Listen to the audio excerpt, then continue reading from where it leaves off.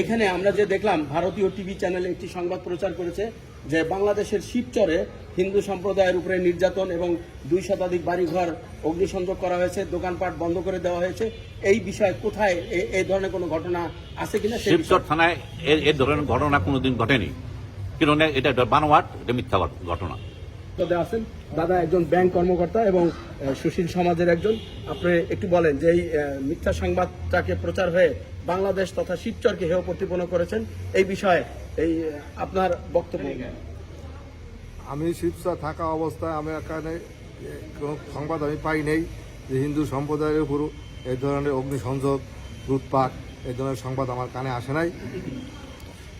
আমরা টিভিতে বিভিন্ন সময় বিভিন্ন সংবাদ শুনি, কিন্তু শিবচরের ব্যাপারে আমরা কিছু শুনি। এই সংবাদটা কি তাহলে মিথ্যা সংবাদ ছিল? এই সংবাদটা যদি কেউ করে থাকে তাহলে মিথ্যা সংবাদ করছে। ধন্যবাদ। এই বিষয়ে আমরা অনেক বড় একটি জায়গাতে আমরা রয়েছি যে এখানে কেন্দ্রীয় মন্দির এই শ্রী শ্রী রাধা গোবিন্দ জিওর মন্দিরে আমরা অবস্থান করছি, যে এখানে আসলে এই মিথ্যা সংবাদ প্রচারের বিপক্ষে এই হিন্দু সম্প্রদায়ের সমস্ত নেতা এবং নেতৃবৃন্দরা একত্রিত হয়েছেন।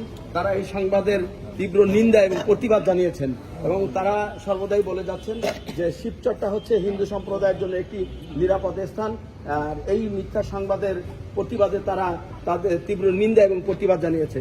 আমরা এই আস্থানের একজন সম্মানিত মুরব্বীর এই বিষয়টা বলবো যে এই মিথ্যা সংবাদ যে ভারতের চ্যানেলে প্রচার করলো, এই বিষয়ে আপনারা কি বাংলাদেশে ভালো অবস্থায় আছেন বা এই বিষয়ে আপনার বলার একটু? আমরা এখানে ভালোই আছি, ঠাকুরের ইচ্ছে আমরা মোটামুটি খুবই সুন্দরভাবে ঘটনা আগে মনে হয় নাই, আগেও হয় নাই, এখনো না, এই আমলেও না, আরো 50 বছর আগের থেকে 100 বছর 70-80 বছর থেকেও আমরা একত্রভাবে সবাই ওঠা বসা সবই করি।